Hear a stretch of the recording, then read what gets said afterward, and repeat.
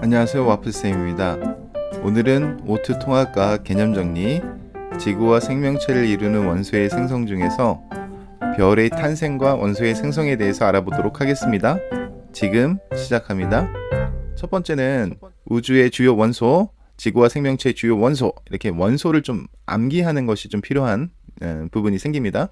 그래서 우주에는 우리가 이제 빅뱅 핵 합성에 의해서, 빅뱅 우주론에 의해서 수소와 헬륨이 3대1의 질량비를 갖는다. 그리고 실제로 스펙트럼을 통해서 관측했다. 이런 얘기들이 일강에 있었기 때문에 우주에서는 수소와 헬륨이 제일 많아요 라고 하는 것은 어렵지 않습니다. 지구는 철산규, 앞글자만 따서요. 이게 이제 암기가 좀 필요한 부분이기도 하기 때문에 철산규 이렇게 암기해 주시면 좋겠고요. 사람을 조금 생명체 이렇게 좀 확장해서 이제 봐도 괜찮을 것 같습니다. 그래서 생명체 쪽은 산탄수 들었나요?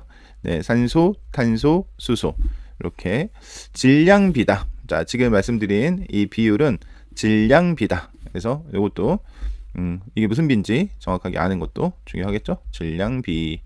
여기에 이제 추가적으로 선생님 생각할 때는 지각 정도는 중요한 것 같습니다. 바로 이제 뒤에서 다시 나오기 때문에 지각은 산규알철이에요. 그래서 산소가 제일 많고요. 그 다음에 규소, 그 다음에 알루미늄, 점점점 이렇게 할게요. 그러면 이제 산소 규소가 제일 많다라는 거. 그리고 금속 중에서는 이게 금속이잖아요. 산소하고 규소는 비금속이고요. 금속 중에서는 뭐가 많다? 알루미늄이 제일 많다. 그리고 이것은 지각입니다. 땅이고요. 요거는 뭐였냐면 지구였습니다. 그래서 지각과 지구 좀 구별해서 생각을 해야 될 것 같습니다. 그래서 이런 원소들이 사실 이제 테마는 이런 원소들이 어떻게 생성되었는지 이제 이런 거거든요.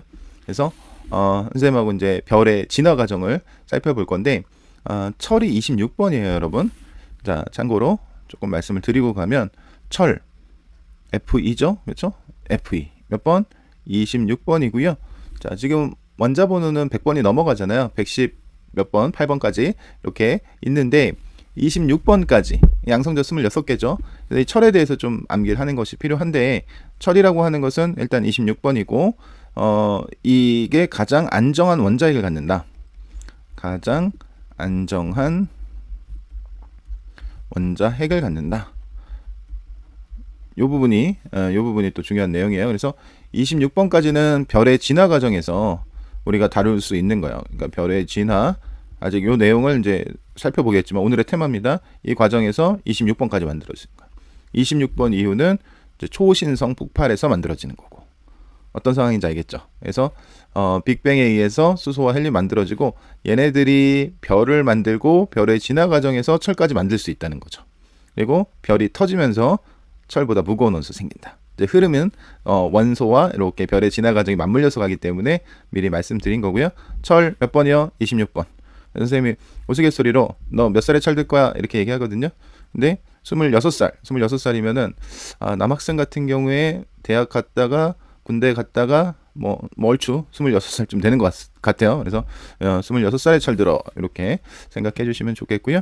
별의 진화 과정으로 한번 넘어가 보도록 하겠습니다. 자, 별의 진화 과정입니다. 별은 어떻게 탄생하고 어떻게 사라지는지 이런 거죠. 근데 별이라는 것이 완전히 사라지는 건 아니고 그 잔해는 또 다른 별을 이루는 재료로 사용된다. 이런 거죠. 그래서 첫 번째는 뭐냐면 성간 물질부터 시작을 하면 좋을 것 같아요. 그래서 성간 물질이 있고 이 성간 물질은 별과 별 사이의 물질이죠.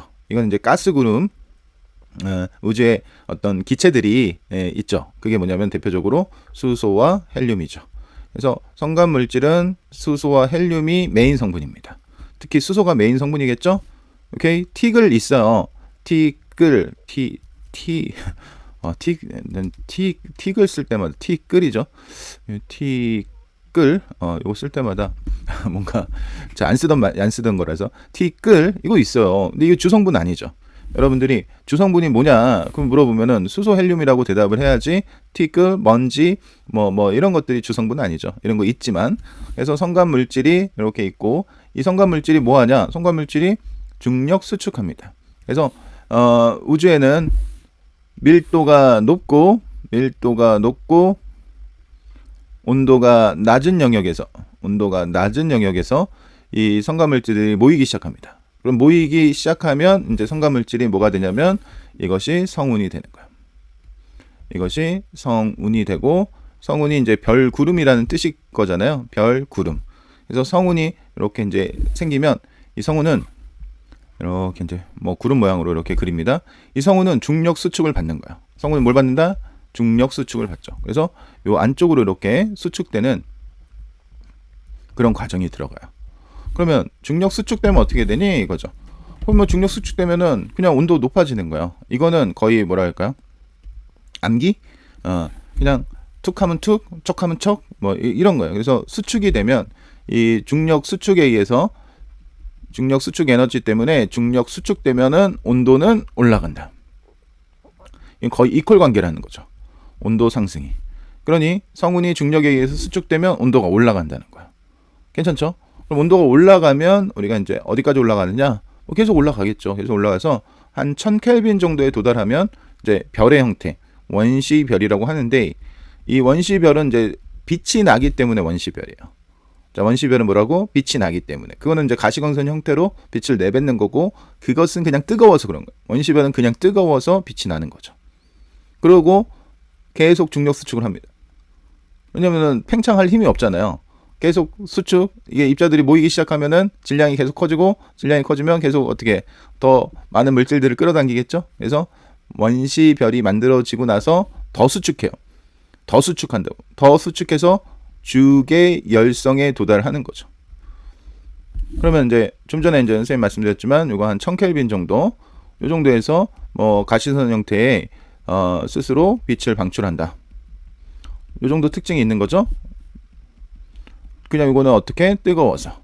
그러다가 주계열성이 된다는 거는 1000만 켈빈이 돼요. 1000만 켈빈. 되게 뜨겁네.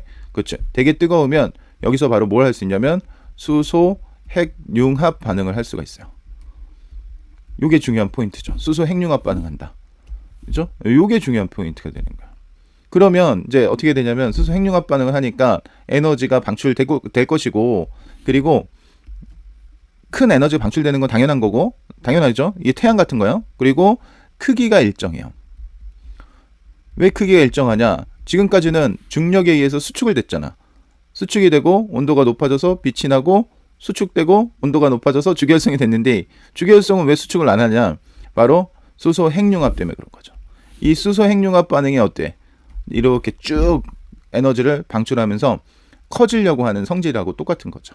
그래서 우리가 이렇게 주계열성이 만약에 이렇게 있다고 치면 이렇게 선생님이 그려봤습니다. 그러면 이렇게 중력 수축은 당연히 있는 거예요. 그래서 이렇게 수축이 아까 성운으로부터 계속 이제 수축이 됐잖아요. 수축은 이렇게 있는 거예요. 그래서 이거는 중력에 의해서 수축이 되는 거니까 중력 이렇게 쓰면 되고, 그 다음에 우리는 뭐가 또 있다는 걸 아냐면 바깥쪽으로 이렇게 내부 압력이 생기는 거예요. 바깥쪽으로 무슨 압력? 내부 압력이 생기는 거죠.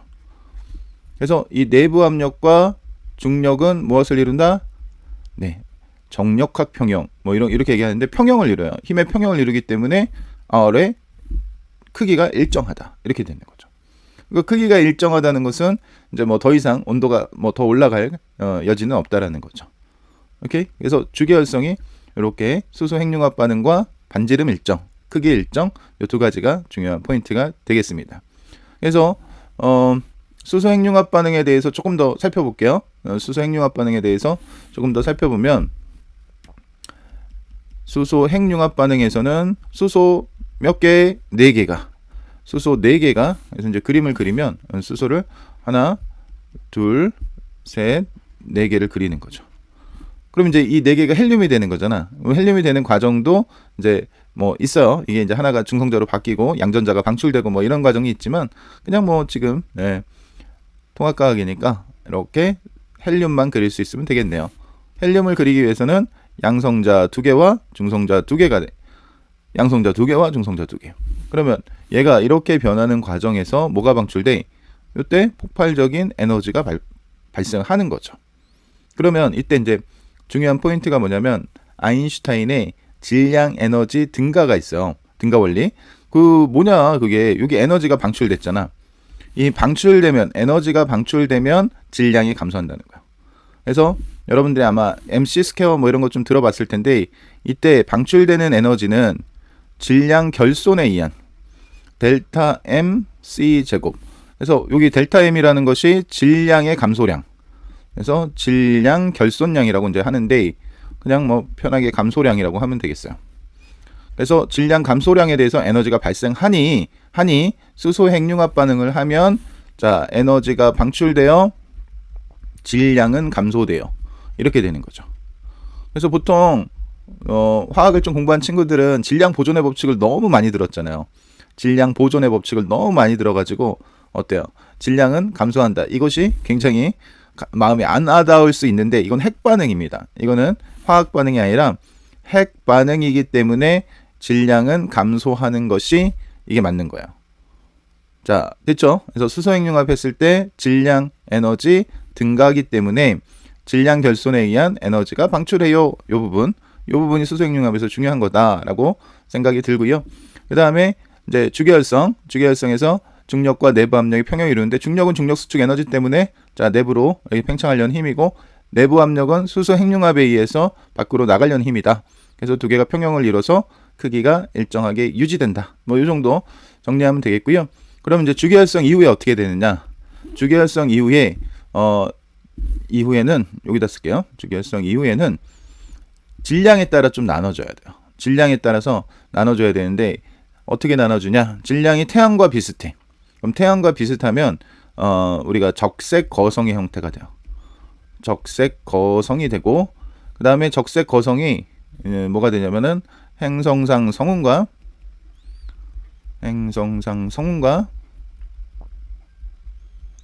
그 다음에 백색 외성이 된다. 요 과정은 이제 좀 따로 정리를 해야 될 것 같아요. 그래서 백색 외성이 된다. 이렇게 되고 태양보다 질량이 뭐 한 10배 이상, 뭐 10배보다 더 커도 돼요. 그래서 굉장히 크다. 그러면 이제 뭐가 되냐면 초거성이 되고 초거성은요, 초신성 폭발을 거쳐서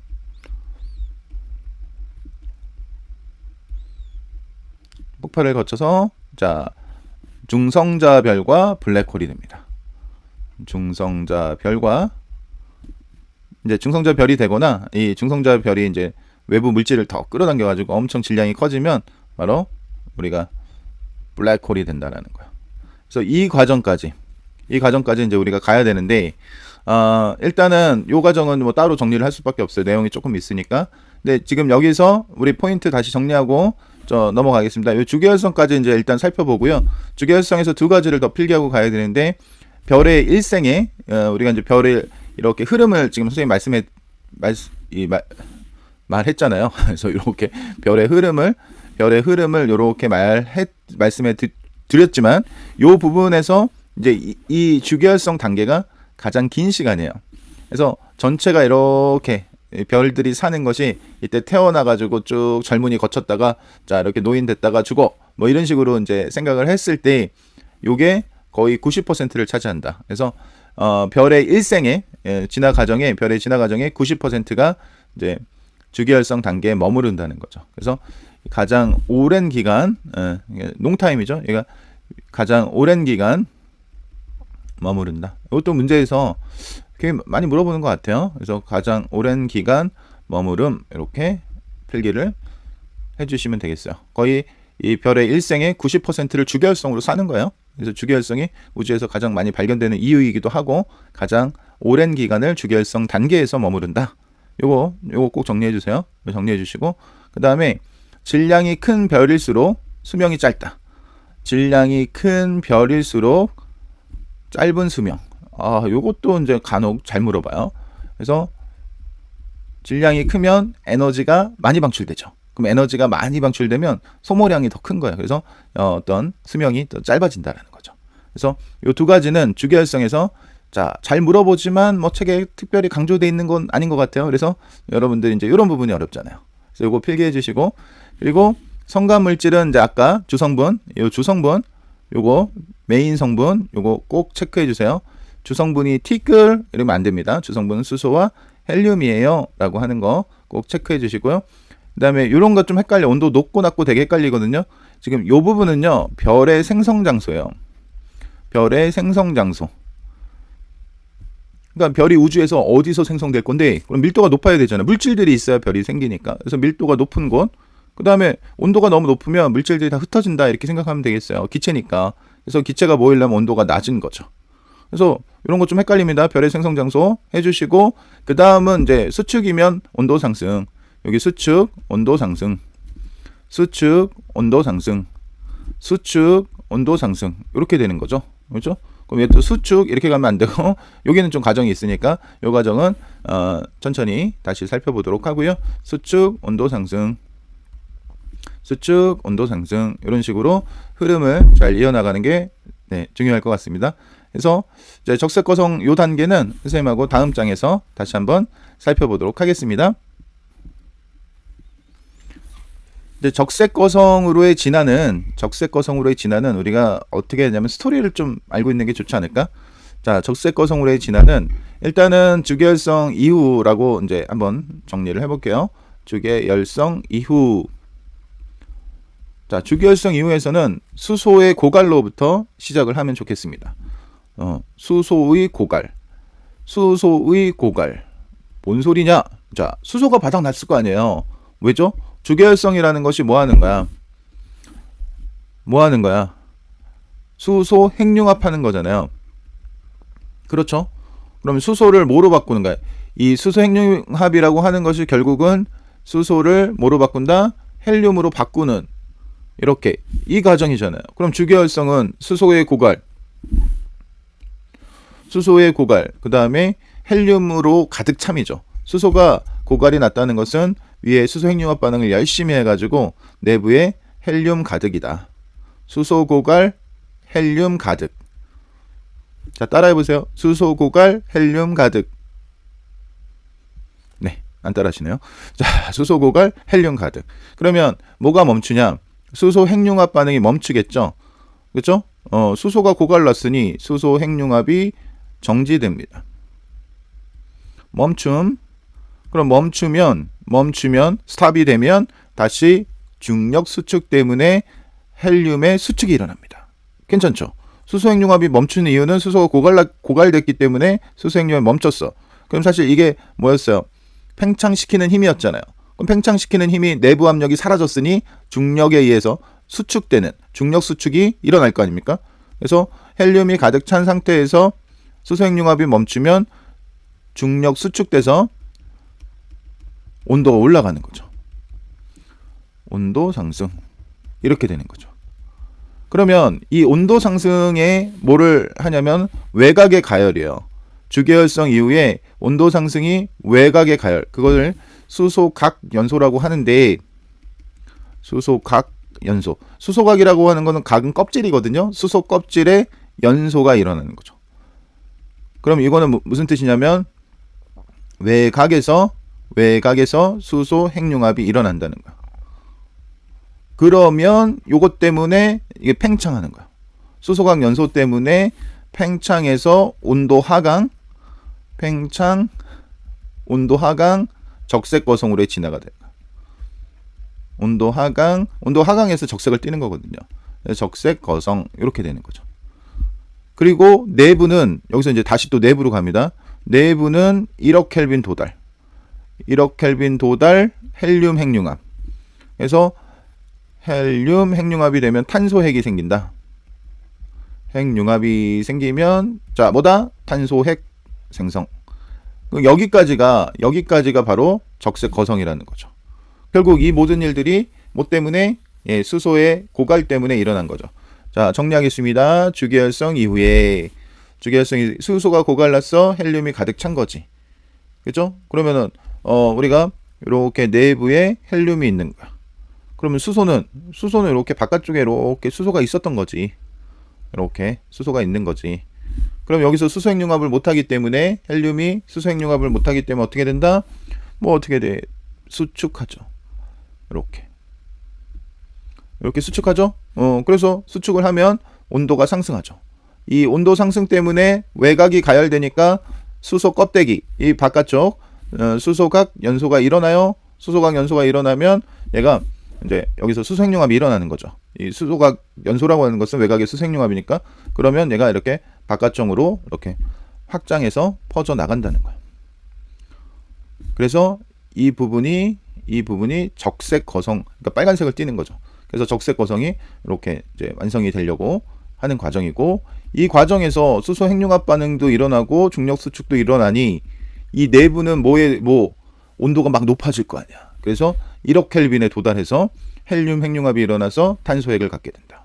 그래서 결국 이 적색 거성이라고 하는 것은 이렇게 큰 원을 봤을 때, 자, 바깥쪽에 수소가 있고요. 그 다음에 헬륨이 있고 이렇게 탄소핵까지 이렇게. 그래서 수소, 헬륨, 탄소 요 과정입니다. 이것이 지금 적색 거성이고요. 여러분이 요 과정을 지금 선생님하고 했던 요 과정을 알면은 밑에 초거성 가는 거는 뭐 그렇게 어려운 거 아니에요. 왜냐하면 여기서 이제 질량이 크기 때문에 더 진행돼서 탄소핵까지 철핵까지 간다. 뭐 이것만 추가하면 되는 거니까. 주계열성 이후에 지금 이 흐름 선생님이 정리해드린 이 흐름을 정리하시면 되겠고요. 여기까지가 적색 거성이고, 그리고 나서 이 적색 거성이 탄소가 형성이 된 이후에는 더 이상 핵융합 반응이 일어나지 않고요. 바깥쪽은 이제 팽창하려고 하는 힘 때문에 바깥쪽은 어떻게 된다? 네, 행성상 성운이 되고 내부는 수축해서 백색 외성이 된다. 뭐 그 과정입니다. 그래서 지금 설명드린 내용이 이제 좀 전에 정리했던 요 부분 있죠? 적색 거성이 되고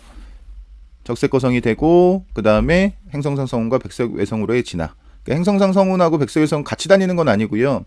이 바깥쪽에 이렇게 행성 모양이다 해서 바깥쪽에 이렇게 빠져나가는 이런 모양이 행성상 성운이고, 백색 외성은 이제 요 가운데 이렇게 이제 보통 그려져 있습니다.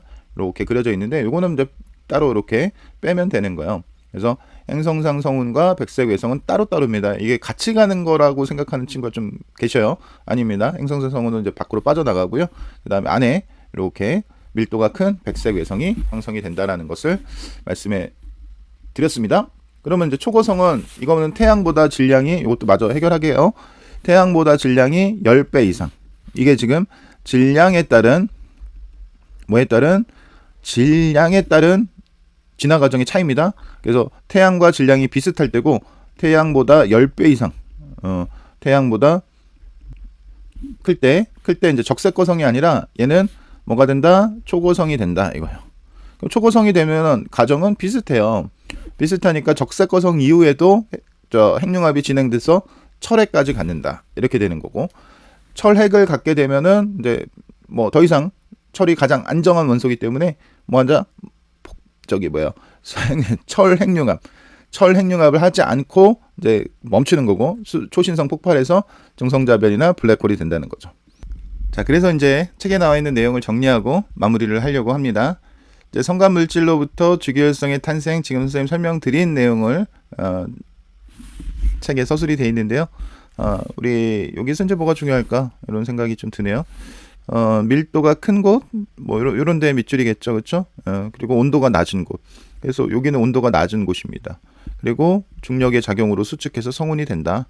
그리고 하나의 별의 성운에서는 여러 개의 별이 생성된다라는 거. 뭐 이런 디테일한 사실들이 이제 문제에 출제되는 경향이 많기 때문에 여러분 책을 꼼꼼히 읽는 것도 필요합니다. 그리고 원시별은 1000켈빈 정도 도달하면 원시별이 되고, 자, 온도와 압력은 계속 높아지는 거다. 계속 중력, 수축, 온도 상승. 그렇죠? 그래서 계속 똑같은 얘기가 나오는 거예요. 그래서 원시별에서 1000만 켈빈 도달하면 수소 핵융합 반응이 일어난다라고 이제 되는 거죠. 되는 거고, 넘어갑니다.